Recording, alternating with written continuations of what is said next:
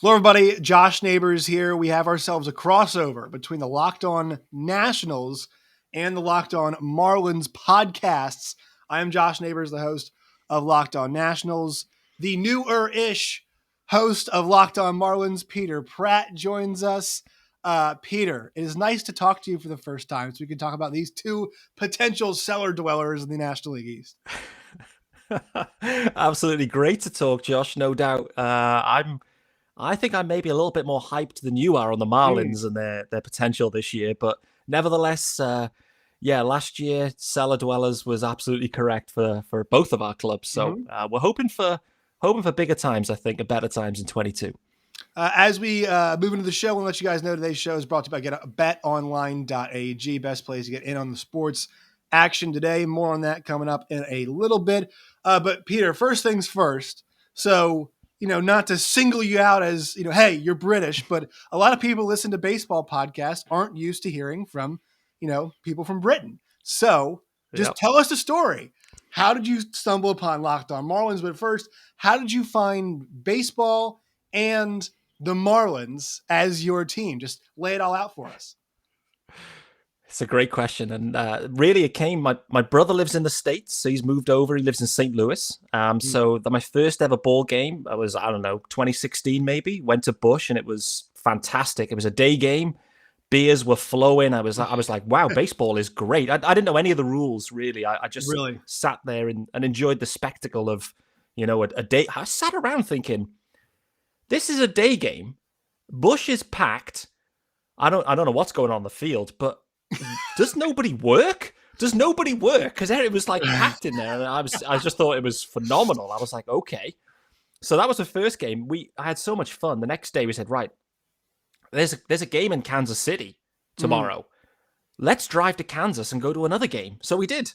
So went to two ball games back to back. Was like, actually, I really like baseball. Really like the vibe. I'm a big cricket guy, and in the UK, there's a big cricket following, and it's quite a similar watch. Like, you're happy with that kind of passive watch. So, like, I'm personally into that kind of sport.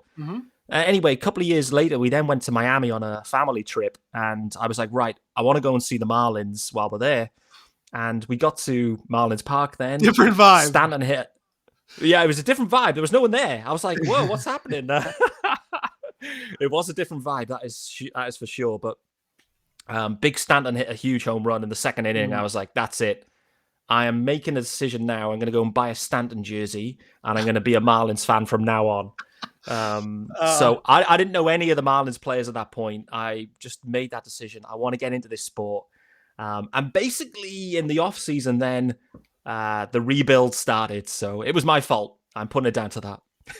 So you said you went to Miami when? What year? I think that was 2017. Right, with Stanton still there. So I have to say this. I'm actually wearing my Missouri, for those of you who are audio version, Missouri shirt. So I am a graduate of the University of Missouri, very familiar with both St. Louis and Kansas City. And I have to say, as somebody who went to many games at Busch Stadium, it's one of the best venues. St. Louis is not my favorite town in America, but the ballpark is one of the best with the arch in the background. Amazing. There are great seats everywhere you go. I mean, that stadium is I didn't mind sitting in the outfield sometimes. And so plenty of my friends, whenever my friends had a team, their team was in town, I'd even stick along and go along with them just because I love going to baseball games so much. And there is a buzz, right? When you sit in the game, and I'm sure cricket's the same way. It's just kind of a constant buzz, the conversations going on, people talking, the music in the background. And, the cheers happen, as stuff happens in the game, right? It's very different from, football, soccer, which is obviously huge there, which is very much, and I'm a huge soccer fan, massive Chelsea fan, very much captive audience, right? People say it's boring, but it is the high level is nonstop action, right? The clock is always moving. There's very few stoppages, and it's in and out. Baseball, to some extent, for better or for worse, it's a longer game, right? It takes you more time. Actually, I call baseball for a local college. We had a 4.5 hour game yesterday on the heels of a 4-hour game the previous day. So sometimes you're like, all right, let's move along a little bit. But there is, especially major leagues, just that buzz is kind of especially during a nice summer day, if you're in the shade and it's not too hot, there's a great high from it. And day games too. I love day games so much.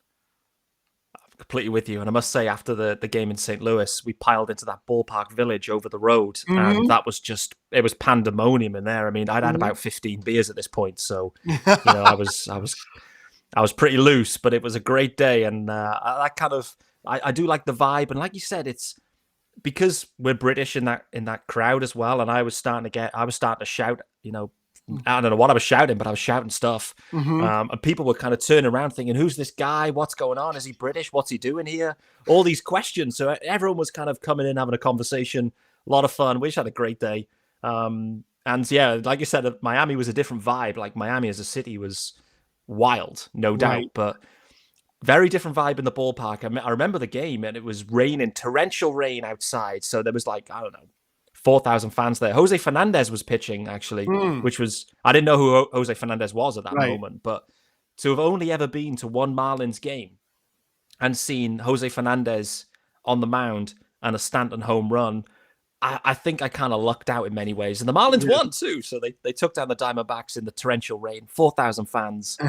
And I took home the Stanton jersey. So there you go. Well, I will say this is kind of where we can start like the Marlins conversation. So there was a couple years ago.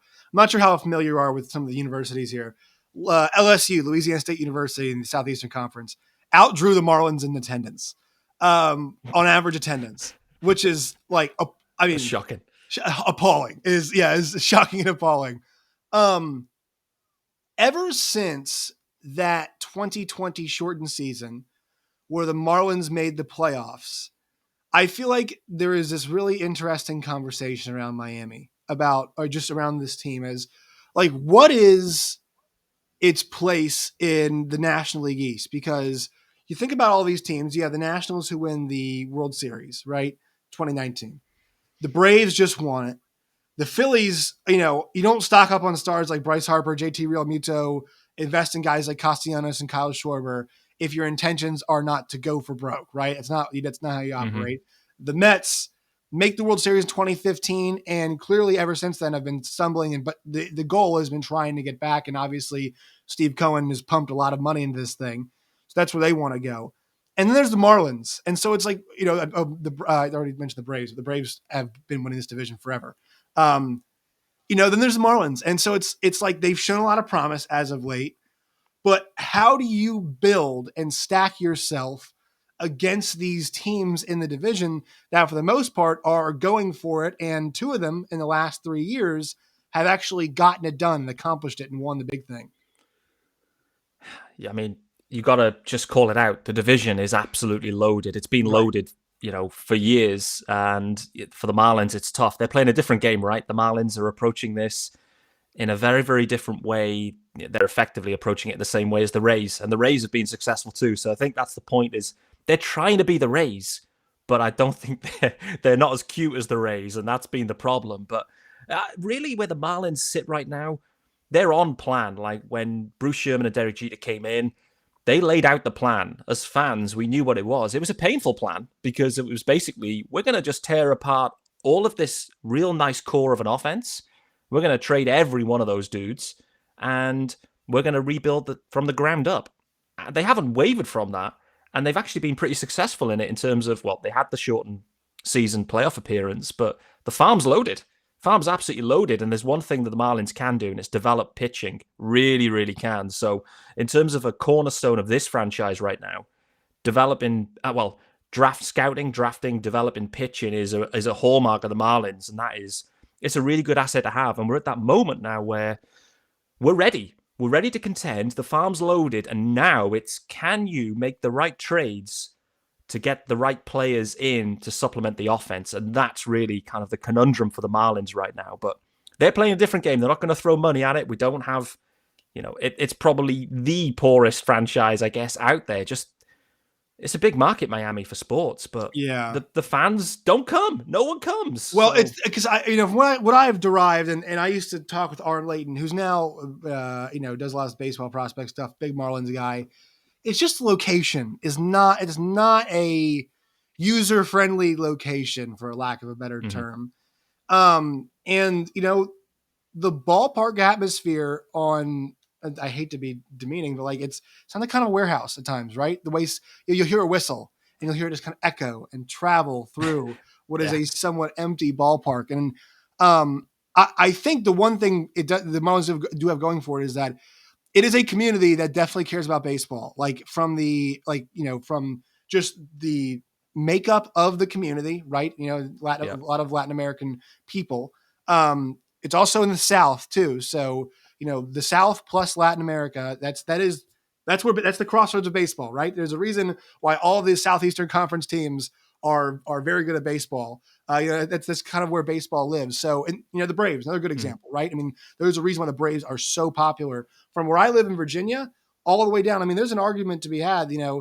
5 years ago, 6 years ago, the Braves were still the more popular team in Virginia as opposed to the Nationals. The Nationals didn't really gain prominence till much later on because they're fighting for the Braves, who really had control of the South. So it's an interesting place to be, and they're in a roster wise, they're in a weird spot because like this Derek Jeter thing. Like, for people who don't know what the hell happened, because it seemed like, as you mentioned, the plan was on track, and Jeter leaves, and there was some differing opinions about how effective was Jeter's strategy. Were they doing the right thing? So just explain that for people, what's happened and kind of where the fan base is on it and where you are on it.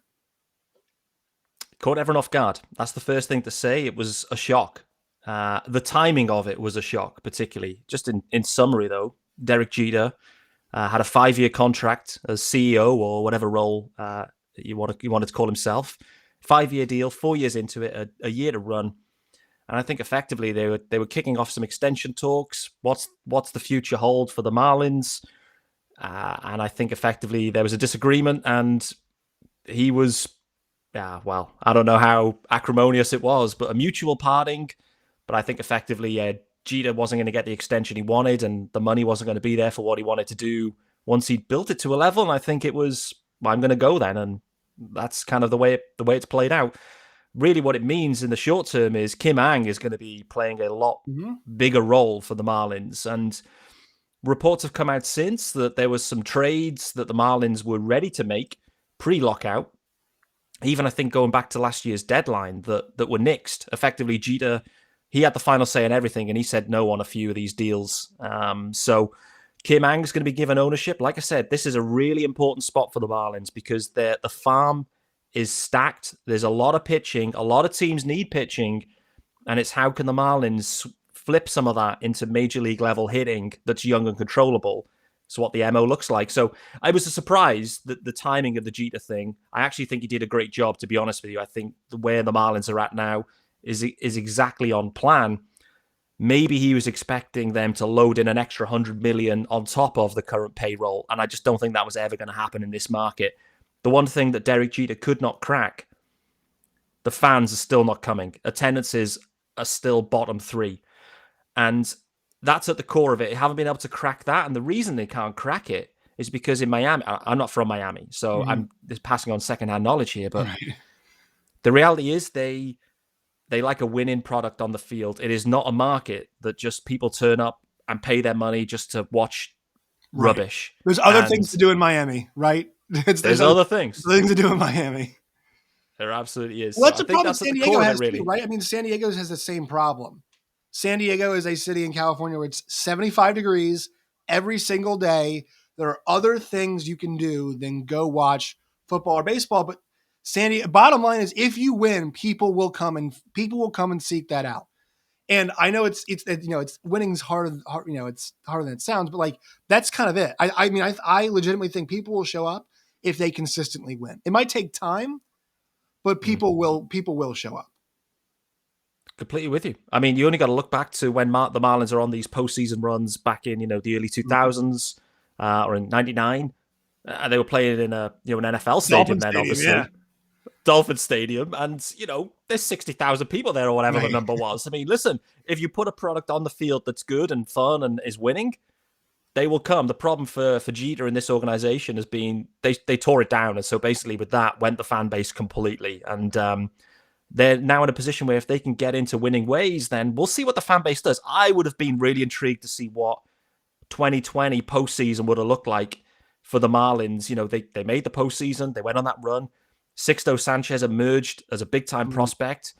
What would Lone Depot or Marlins Park back then? What would it have looked like on a Saturday evening game? Sixto Sanchez starting, the Marlins in the hunt for the postseason. Really, we don't know the answer, but I would have been really intrigued to see what the fan base would have done for that one. All right, I want to talk about the pitching here. First, quick word from our sponsors. Today's show is brought to you by BetOnline and BetOnline.net. Final Four next weekend, folks. The only place to get in on the action is BetOnline and BetOnline.net. Not just college hoops, though. They've got MLB futures, NBA odds, NFL futures, draft odds, UFC, Formula One, boxing, Vegas casino games. They've got it all. So head to their new sleek-looking website today, BetOnline and betonline.net to get in on the action. I placed a wager yesterday on Max Verstappen to come from fourth and to win the Saudi Arabian GP. He did so I cashed on that one. You guys can do the same at BetOnline and betonline.net. BetOnline, it's where the game starts. Are you an F1 guy at all? Do you like F1? I do. I mean, big Lewis Hamilton. I say actually, I'm overselling big Lewis Hamilton fan. I love If Lewis. F1's had a, I mean, he's great, and He's yeah, awesome. I'm a Lewis fan for sure. It was a really, I mean, last season was incredible. Talking about if the product on the field is good and the fans will come, F1 saw exactly Well, that you know last what's year. funny? I didn't realize this till last year. The group that owns the Braves owns Formula One. Liberty Media, who owns the Braves, own Formula One. It's like what a gangbusters year for those guys. I mean, Wow, what a unbelievable, year! right? Um, so I want to talk to you about the pitching because this is actually something the Nationals are going through right now. The Nationals won a World Series, but really effectively outsourced a lot of that pitching. Right, and they signed Max Scherzer. They traded for and then signed Patrick Corbin, Anibal Sanchez. They brought in right. A lot of the guys that were part of that run were not homegrown from a pitching in the bullpen too, not homegrown from a pitching perspective. The Marlins are a different and that's the one thing the Nationals right now are trying to figure out. Like they cannot for the life of them develop pitching. Eric Fetty, former first round Mm, pick, clinging to a rotation spot still at the age of 29. Joe Ross just got injured. He had a nice year last year, but still like not panning out the way they thought he would. It's crazy, and the loss of Jose Fernandez is so tragic. But to think about, like, you have to factor him in the conversation of how you mentioned they do such a great job of developing this pitching.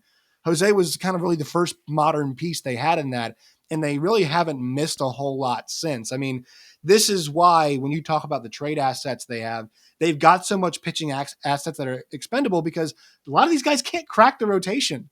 Like the rotation yeah. is already set. Those of you who don't know, it's Sandy Alcantara, Pablo Lopez, Trevor Rogers, Elazier Hernandez, and then Jesus Luzardo, who they just got. Actually, I thought it was a great trade for them to get Luzardo, kind of a low buy low commodity. And if it ends up not working out, they've got so much pitching they can just replace him with a new young guy. So this is a on an everyday basis, like this is a great foundation to have, I think.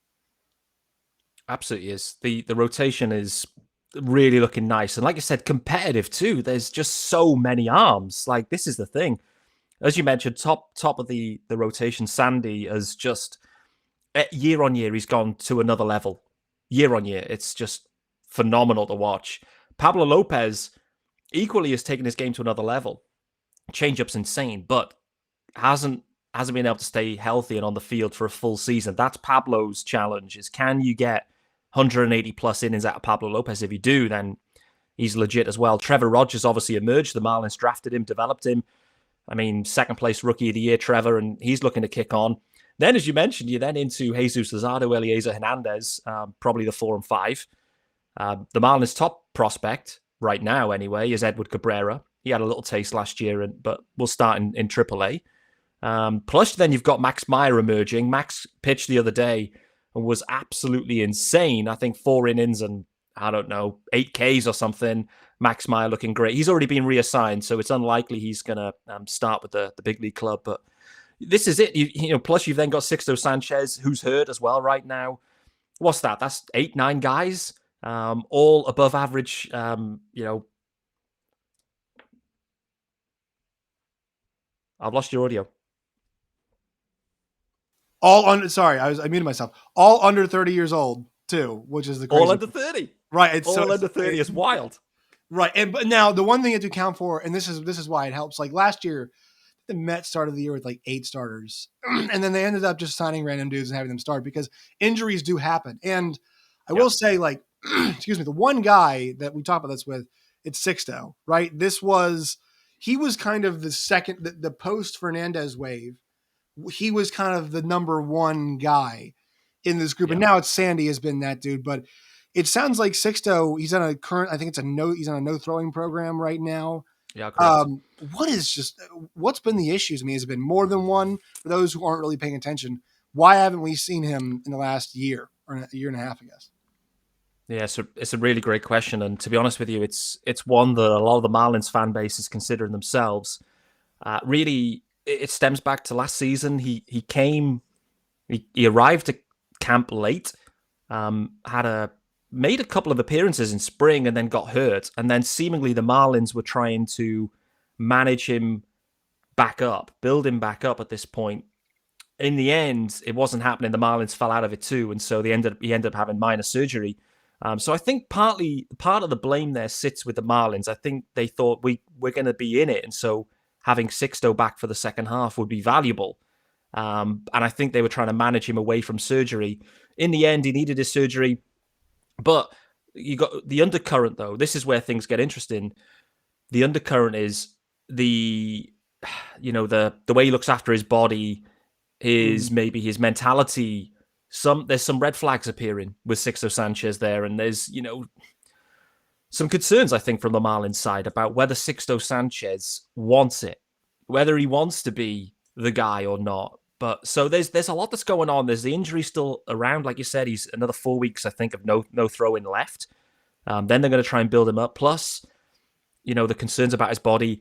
The reality is, however you look at it, there is a possibility that Sixto fully flames out.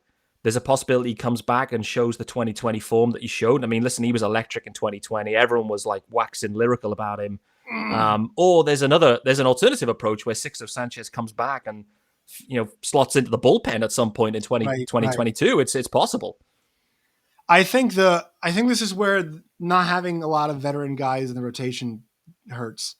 There is Mm, a certain value I think of having those guys where it's like you can teach young kids how to do this thing, right? How to be yeah. bounce ideas off of and talk to and get a feel for things. And like I think who is the guy in that locker room that's going to have a conversation with him. I know when you're injured, you're not always around the team, especially if you're in his position. I'm Mm, I'm sure he's not around the team as much as a guy who is there is playing and then gets hurt. Like he's been hurt for so long, it's kind of like he's doing his own thing off the side. But I wonder who the person is that would have a conversation with him. It's you know I mean, hell, Jeter could be that guy who could have had the conversation. Now, it would be weird to have a guy come down from that position, in the management space and be like, yeah. "Hey, I was a player too." But I'm trying to rack my brain, especially from a pitching perspective, looking down. Like, is Mm. there anybody you think that'd be like, "Hey, look, we gotta we gotta talk here."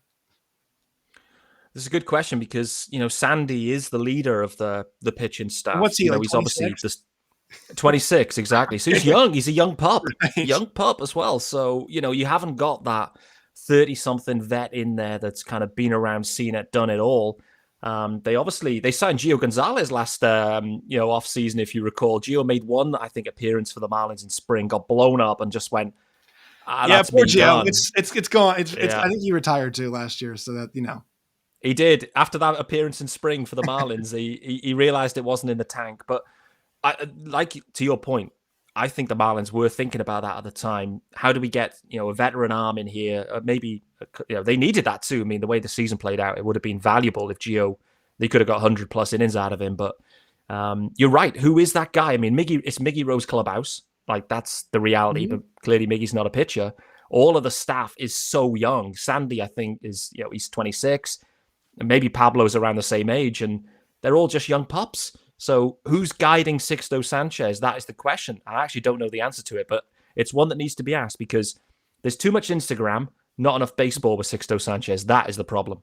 It's an interesting it's a fair criticism too, but it's one of those where it's like, and also too I mean, for him you'd have to look at Sandy Alcantara and be like, that should be me, right? That kind of is, I think, Sixto views himself. I think that's what he sees, right? As a guy who's a top, it's a young top of the line guy. So it's interesting. What about this lineup? I think so.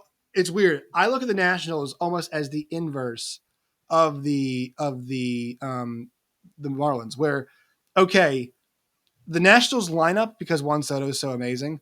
Last year, even when they traded everybody away, it was actually really good still. Like it was like people don't realize this. It was the problem was not the lineup at all. And there were guys, a bunch of randoms like Lane Thomas and Riley Adams and Alcides Escobar, who were, contributing very well on a day-to-day basis. The one problem is they don't have pitching. And so my thing is, all right, how far can you get with just a good lineup and scattered pitching? The Marlins are asking the other question, right? How far can you get with great pitching, but the lineup on a day-to-day basis, like who is the star, right? Who is the guy in the lineup where, you build the lineup around? Because I think that's the one thing about one is that, you learn that like if you can stack hitters together and you have a certain part of the lineup that makes life hell for pitching, you're going to win games. The reason why the Nats got red hot last June was because good luck getting through Schwarber, Turner, and Soto 3 times a game. And also, fine, take a breath. There's Josh Bell waiting for you, right? There's other guys behind him to support. And really that front part of the lineup sets everything up for everybody else down the line. And everybody kind of benefits from that. Not saying the Marlins lineup is bad, but Jorge Soler you bring in, okay, great. He really fits on a certain kind of team, though. Like you got to have a certain amount of support behind him. Like the Soler thing doesn't work unless there's the Freddie Freemans of the world right behind it, Austin Rileys of the world right behind you to back it up and say, all right, well, that didn't work out, but here comes the next guy. Here comes the next guy. So what does that look like for the Marlins, you think, trying to build that lineup? This is the question. This has been the conundrum all off season for the Fish. I mean, what they had to do, they had to address the catcher spot, not in terms of they need a JT Realmuto, i.e. an offensive guy. They needed someone defensively that can handle the staff and actually play the catcher position. Last year, the catcher spot was it was terrible defensively. And so they go and get Stallings. Then you go and acquire, a Joey Wendell that then could play all across the infield. And that was, again, another problem for the Marlins last year. Just the infield was all hurt all year. And the depth just wasn't there. Then you started coming to your point, though, around what's the lineup looking like? Who's going to scare you? You go and sign an Avi Garcia. I actually really like the profile of Avi Garcia, for sure. Then you add in Cellar. But the diamond in the rough for the Marlins is what could a full, healthy year of Garrett Cooper look like? And people are going to be going, who the hell is Garrett Cooper? I don't even know who that dude is. And, maybe rightly so, but he, for me, has the potential to be, if he DH, the DH really helps him too.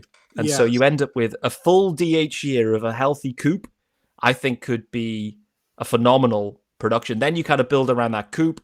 Well, because for those who don't know, right, Cooper plays the same position as Jesus Aguilar, who's kind of that, he's like the veteran big stick in the lineup. And so I think, tell me if I'm wrong here, that kind of blocked Cooper in some ways, plus health concerns too. But like that stuff kind of blocked Cooper from really showing us how good he could be on a day-to-day basis. I think so. If you look back to 2020 when the DH was back in, it really helped balance the Marlins lineup. Clearly, we performed better that year too, right, offensively. And you're right, Aggie and Coop, they re-signed Aggie expecting the DH in 2021. That's my belief, that they thought they was going to be a DH. They made the deal, and then all of a sudden, nope, no DH, back to usual rules. Aguilar at first, Cooper Loop playing out in right field. And listen, Garrett Cooper is not a right fielder. He's a big dude, and he doesn't want to be out there. He actually got hurt at first base, coincidentally, with those, the kind of glove into the runner kind of situation where you do an ACL or whatever, those ones. The UCL, sorry. Those kind of plays. Hoskins had the same thing a few years ago. And but this DH thing is interesting. The Marlins, though, they have a glaring hole at center field too, right? And this is the other thing that's been kind of, I guess, running all off season is what are you going to do with center field? They've been exploring the Brian Reynolds trades heavily. Haven't made a deal there. Clearly, the Pirates are asking a lot, as you'd expect. And the Marlins are saying, okay, cool, we're going to go Jesus Sanchez in center field. And then we're going to, in the corners, have Avi Garcia and Cellar. It is a high-risk outfield. That is the one way I describe it. Cooper's Yeah. DHing, Aguilar's at first base, Jazz Chisholm at second, Miggy Rowe short, and then, yeah, Brian Anderson or Wendell at third. It's a better lineup for the Marlins this year. Mhm. It doesn't have, though, to your point, though, Josh, it doesn't have Juan Soto, Schwarber, Trey Turner. Like, it just doesn't, the Marlins lineup at the moment doesn't have that type of tier of player, particularly the stacked type of tier that Right. used to have in And that lineup. they've got one of those guys, right? Like Soler is kind of that Schwarber. Now, whether they use him every single day hitting first is we'll see, right? That's got to be answered. But like I mean, we're seeing now more and more like you got to stack dudes on top of dudes to win. I mean, this is why the Dodgers, I think, and even that Nationals lineup in 2019, like as amazing as the pitching was, they were stacking that lineup with, Eaton, and then you go Soto, and you got Rendon, and you got Zimmerman off a good year, and you got put all these guys together,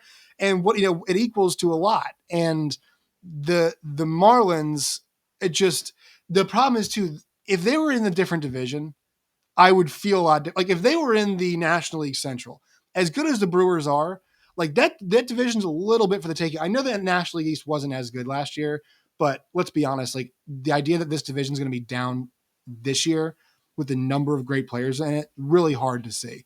Really hard to see it being down again. And that's why, I didn't mean it to be, but saying stellar dwellers, but like the same thing for the Nationals are dealing with right now.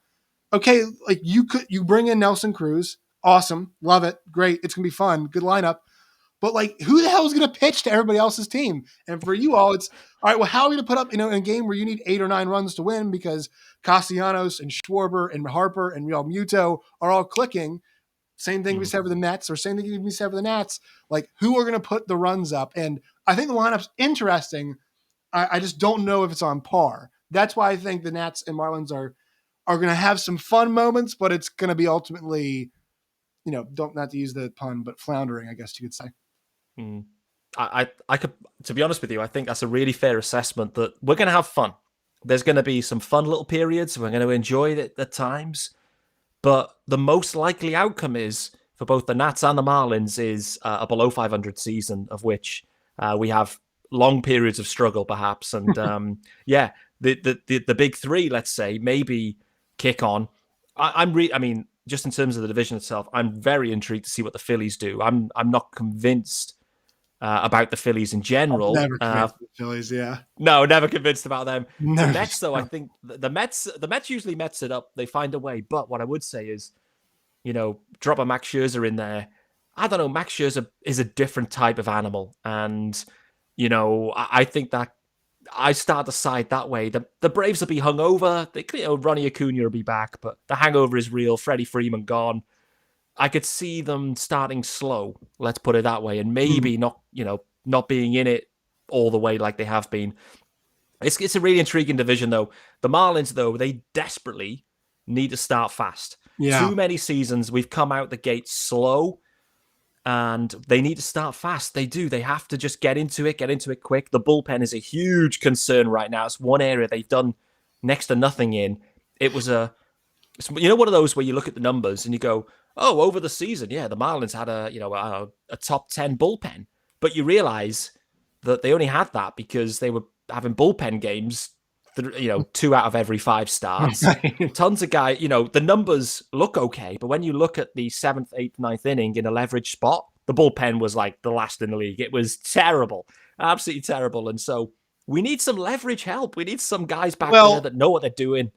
I will say this: the problem with this, and this is, I never know how to handle bullpens. I think a lot of front offices will tell you they don't know how to handle the bullpen because what you see happen is the number of deals where it's Brad Hand for $10 million, and the Nationals traded Brad. The Nationals could have had Brad Hand at the end of the season last year. Like if they wanted to sign Brad Hand back for a second time that year for much less than $10 million than originally signed him for, they could have. Yep. And that's why it's these, the contracts, they don't necessarily hurt, right? They're short-term contracts. Let's take Will Harris, the Nationals have. That was 3 years and he's barely pitched. But they burn you because it's such a bullpen pitching is one of these really weird things in all of sports where a change for a guy, right? He changes cities or innings or flips something in his mechanics, and it's just like he's an all-star, right? And goes somewhere else and he blew 4 saves in a row. I think Edwin Diaz is like this perfect version of like there's been some really high highs and there have been some really low lows as this incredibly well-paid closer. And so for the Marlins, and I think the Nationals too, for teams that are very choosy about how they spend their money, 2 years, $20 million for a top end reliever is not always the right, or whatever. 2 years, $16 million. It's not always the direction you want to go. But at some point, if it sucks, and you got to do something to fix it. So trying to find the mix between, all right, we'll just get a random dude who was waived by somebody to see if he can give us the 7th inning. Kyle Finnegan's a great example of that for the Nationals. Like it just worked out. The guy can pitch the 7th. You kind of trust him to do it on a middling team like the Nationals are right now. It's just the bullpen to me is always this. It's this fascinating, ever-changing thing, and that's why even the year the Nationals won, Peter, they used Patrick Corbin as like their first reliever because they couldn't figure out the bullpen thing. And so it's like, we trust Corbin the most. We'll send Corbin out in the 7th, right?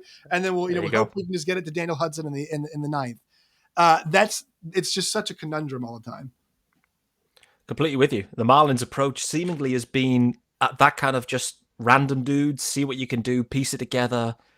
Brandon Kinsler, I think in 2020, I think he led the league in saves for the Marlins. So, Kinsler did a job, but he's they come round to arbitration, I think, with him, and they tried to. No, actually, no, there was some sort of, I don't know, some sort of contract snafu around there. They tried to lowball him. Brandon Kinsler, former National. There you go. And Kins did a great. And listen, I was on the Marlins media coverage all via Zoom that year, and Kinsler was amazing with the media too. Top guy, a lot of fun, veteran, and he delivered. Like he really, really did. Top dude. And the Marlins, though, next year you think, great, Kinsler led the league in saves. Let's roll. Nope, we're going to try and save $200,000, get him on the cheap. Nope, that's okay. I'm going to go to the Phillies instead. And lo and behold, the Marlins go and get Anthony Bass. So Anthony Bass, the big 2021 acquisition. I mean, big. In Marlins world, I don't know, $3 million a year. So Bassman comes in, doesn't get one save. He was healthy all year, not one save for Anthony Bass. So that kind of sums it up. Next thing is you got Anthony Bender in the bullpen, who was playing an independent ball the year before for the Milwaukee Milkmen or something. Next thing is he's closing games for the Marlins. Like, to your point, bullpens, it's so volatile there. Yeah. You don't want to. The Marlins can't afford 2-3 years, $40 million for dudes. They just can't. It's just not value for them. They need to mix and match. I do think they do need. They do need some help there. It wouldn't shock me if they go and get Kimbrel. To be honest, I feel like Kimbrel is expendable there from the White Sox. 1 year deal, like $10 million or 15 or whatever he's on. You can trade him if he does well.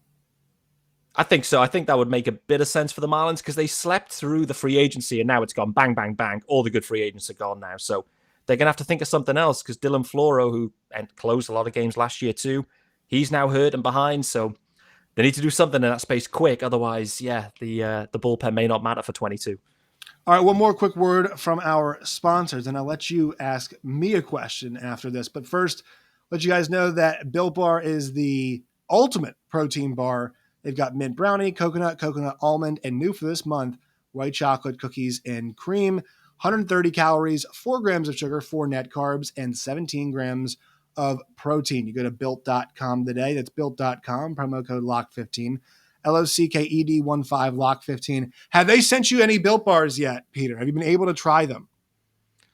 Firstly, I've got to say your ad deliveries are absolutely perfect. So nice work on those. I haven't had any Built Bars. They don't ship them to the UK. So they're teasing me. I've been teased about these puffs for months. So I will say this, like some of the ad stuff that people do when you hear on the radio, whatever, like it's like I wear these underwear. It's like I actually have had the Built Bar. It's this great hybrid between you could eat it for dessert or also you could have it after a workout and you're like, I don't feel awful about myself. I don't feel bad. The puffs too. Heavenly.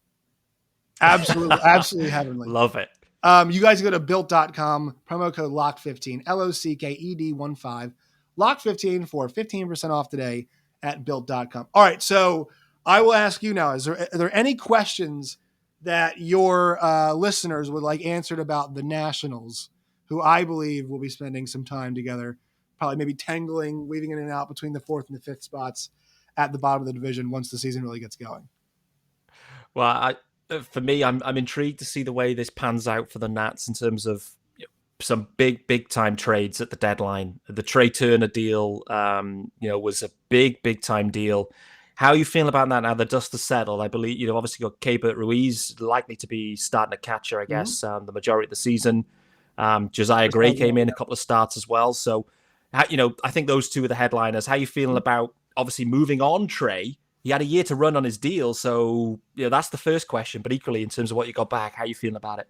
I think the Nationals could have gotten Gray and Ruiz for Max Scherzer. I think they could have gotten Mm-hmm. that.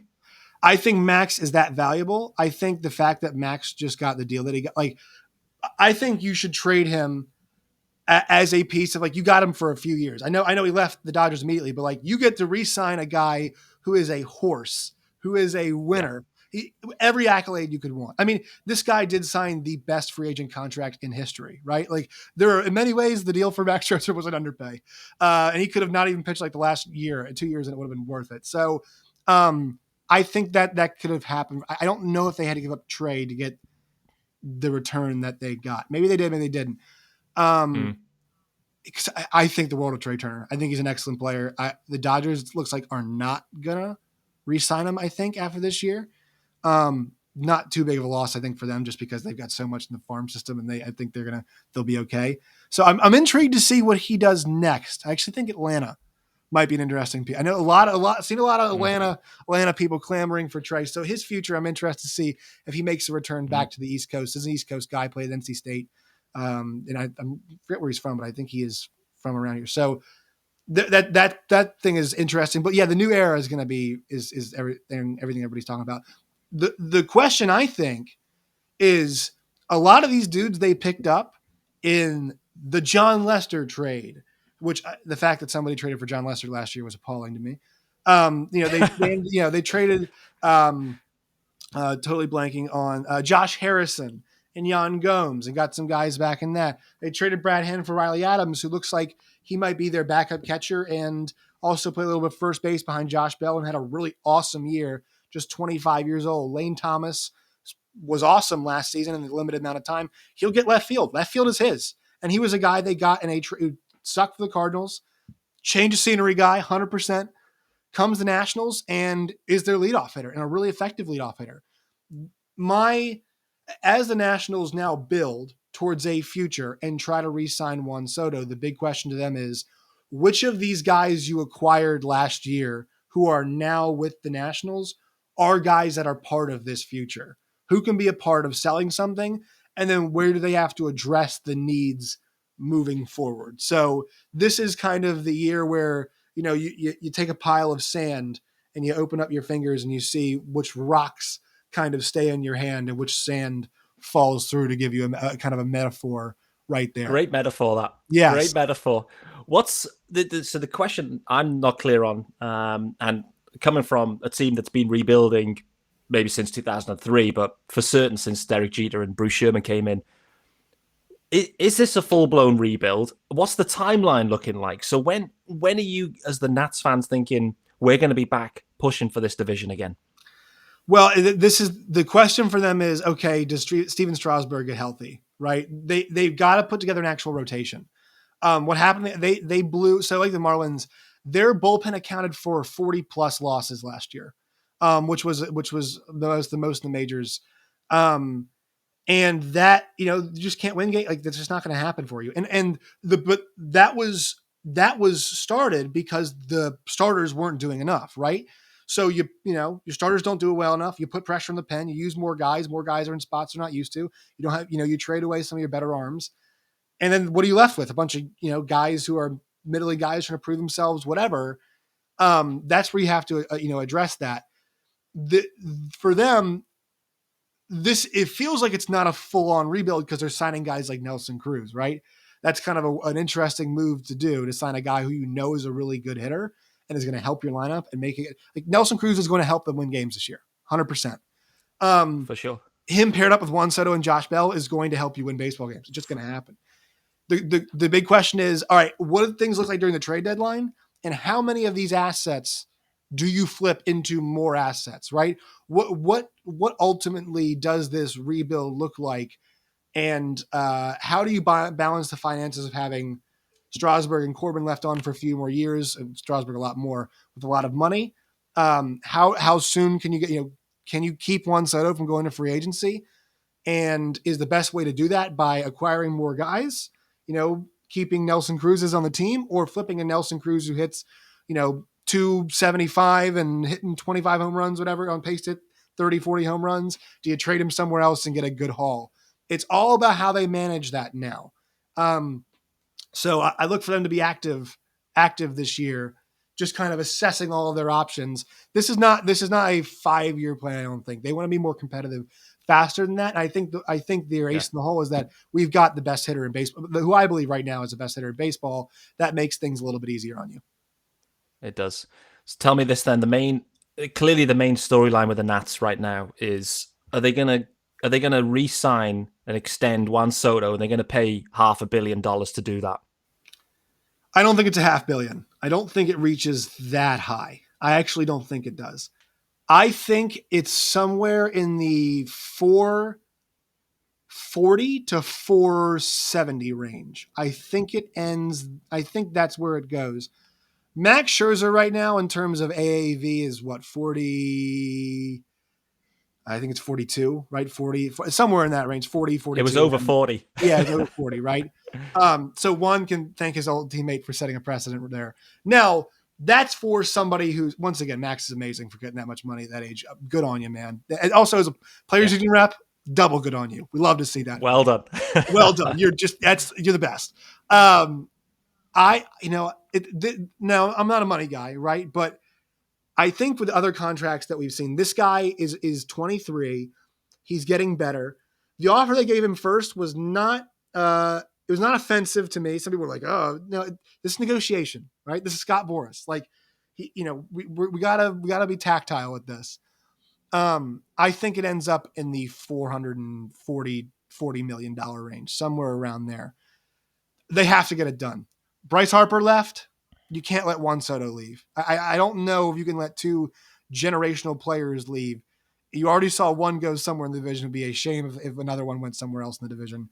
No, they did win when Bryce left, so it's not all hard feelings. But like, this guy's going to put asses in seats and put jerseys on backs, and ultimately, if you're a money making entity, like that's going to make you money. Now, look, I know some owners can sit there and just make their money, not pay very much. This is why we need a salary floor in baseball. But I think he's just too valuable a commodity, too great of a player. You can't let this guy walk. He's going to be a Hall of Famer. Like, he is 110% in my mind going to end up being a first ballot Hall of Famer. I mean, I would be shocked if he wasn't. And he's 23, 24 years old, and he's like the best. Crazy. He's like the best hitter in the league. I mean, this stretch he had last year in the second half, Peter, Bonds is the only other name in terms of the on-base numbers and what he was doing. I know people say it's empty stats, whatever, doesn't matter. Those at-bats look the same as they did in the first half when things did matter. Nothing changed. So, I think the world of him. He'll get the Godfather offer. I don't think it's $500 million, though. What's the timeline, though? When would the Nats make the decision and go, okay, this isn't we're struggling. When do they pull the plug and go, do you know what? We're going to have to move Juan Soto. We have to trade him. When could that moment be? When's the last moment that could be? Maybe next off season? When hell freezes over, they aren't trading him. There's no way they trade him. I guess the one way they do is if they decide to, they should not take the MLB path of waiting way too long to do your negotiations. We learned that from the league and the Players Association. Don't wait. Yep. Do as much as you can. That doesn't work now. And yeah, I mean, I guess the whole thing is if you can't get to a point where you agree, but look, he might get the only way to give him $500 million, in my opinion, is to keep him off the market, right? You might have to now. That's where I could see it get to $500 million, is if you do it you think the only way to keep him off the market is $490 million, right? Scott Boras likes to take his clients to free agency, so That's where I could see it. But even if he hits free agency, I still think the Nats can re-sign him. If they just don't want to take that risk, they get around $500 million. Yeah. My gut feel is with this one from afar. It's a Boris client. It's the best player in the league right now. He's 23. What, he'd be 25? A free agency year. Is that right? I never even track how old he is. Yeah, he'd be 20. So he's 20 right now at this moment. He's 23. He'll turn 24 in October. So he will be a free agent at the age of 25, basically as the 2023 baseball season is ending. Wow. So for me, my gut feel is that they will be targeting that contract starting with a 5. I truly believe it, that like they're going for the Pat Mahomes special, just trying to kind of really shatter a ceiling and kind of cement Juan Soto as the best player in the game, and he's paid accordingly. And I think eventually the Nats will get a deal done, and I do think they will kind of tip into that $500 million threshold, is my gut feel, because I just feel like Boris will be really pushing for that, and it'd be money well spent. Who cares? It's not your money. I would say 10 years, $450 million will allow him to get a decade-long contract, break that record. And also, if you, I guess at that point when you're 35 years old and you become a free agent, what's the, you have $500 million. You could buy your own sports team at that point. But like he could ostensibly get another contract right after that. Yeah. After that one's over. All right, Peter, I've kept you far too long. I appreciate you. Appreciate talking with you. Plug everything. So tell us about all of your work. Where can we find it? All of its variety. Let the folks know where they can find you.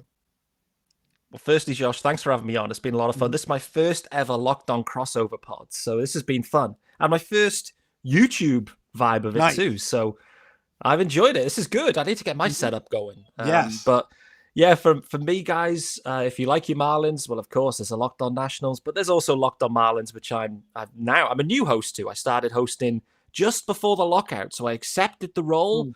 Oh, great. This sounds good. There was the Marlins are making moves. That sounds good. A lockout. Daily podcast. That was me with this COVID. This does not sound so good. That was me with COVID, so don't worry about it. Yeah. There you go. So we threw on that. So anyway, Locked On Marlins coming at you daily as always. If you like your UK Marlins vibes, I'm also hosting Fish Across the Pond, which is me and a few UK buddies covering the Marlins specifically. Also, I have fantasy baseball pod, which is called Roto Brits. Myself and good friend Ryan Owen, who is a very, very good fantasy player. I am not, but I bring the hosting skills to it, and he brings the fantasy knowledge.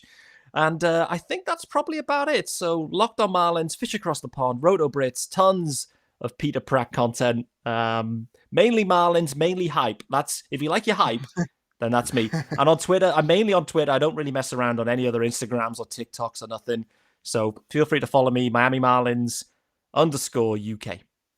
You guys can follow me on Twitter at Josh Neighbors _. You guys can find the show at LL_Nationals and find it wherever you get your podcasts and on YouTube. Peter, it was a pleasure, man. Thanks so much. Same to you, brother.